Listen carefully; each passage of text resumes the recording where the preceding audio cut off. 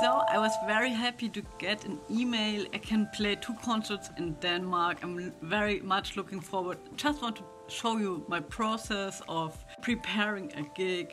It starts at the moment with me here in the music school, having no time at all, and just like trying to use every minute that I have and to have a look at the program. I printed the sheets out and I'm looking for chords that I'm not so familiar with, and I'm especially looking for the form and trying to learn at least the chords by heart, not the melodies. Just have an overview, and tomorrow I'm going to start really to practice it.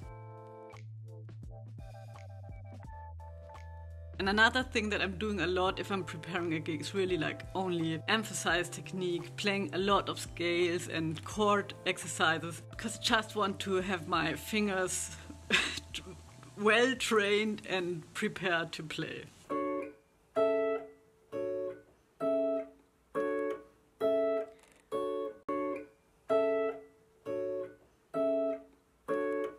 And I like this room here because it's so... And when I'm at home, I always have the whole apartment full of chaos, and I always have to be sure that I don't start cleaning or just like tidying up. And here I'm like in my cell, in my...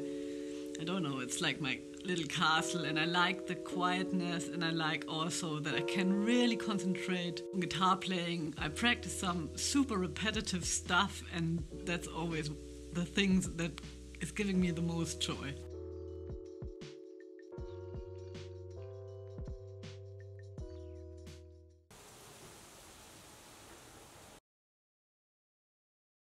So this morning I woke up already in a kind of bad mood, anxiety levels rather high, and then I got a negative comment, and that didn't exactly help me as well.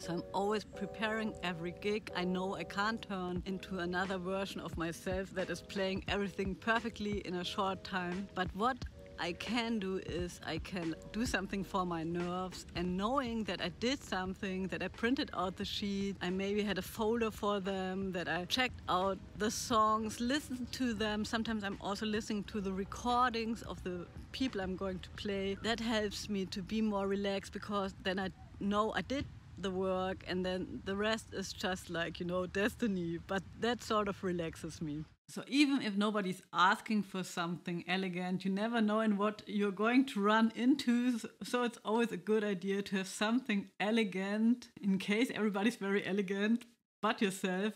Downgrading is never a problem, but upgrading. And so I have a black trouser and like sort of a blouse. I show you. So it's not perfect, but it's doing something. Other than that, total chaos. Is raining. I wanted to pack my suitcase. I wanted to clean up my room.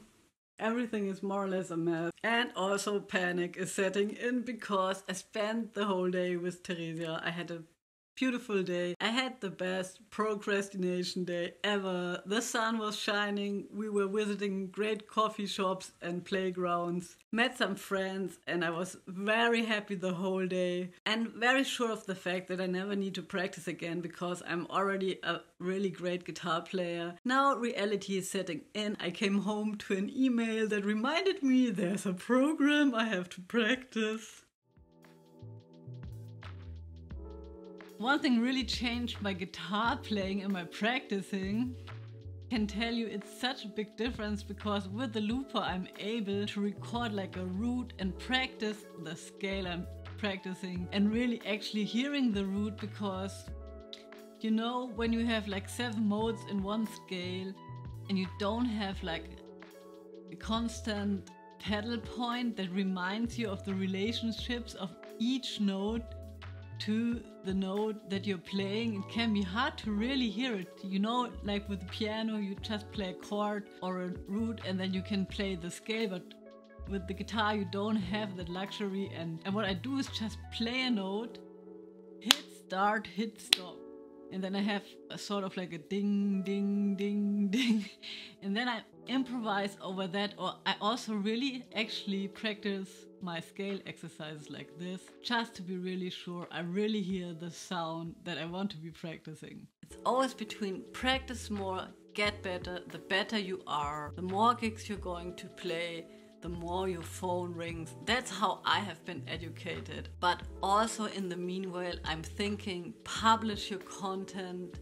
Be sure you have a platform that people know who you are, especially in the time of Corona. And I can tell you, for me, it's already pretty clear that it's a very good idea to do those YouTube videos. Maybe not in the most obvious way that I would make money with the videos, but it's for sure a very good networking tool. And people who watch my videos tend to think about me when there is something that I could fit in, like for a gig or for even a podcast or even a workshop. So that's it. That's everything I could think about. I hope that video is helpful and I'll see you next week. Thank you so much for watching. Don't forget to subscribe. Bye.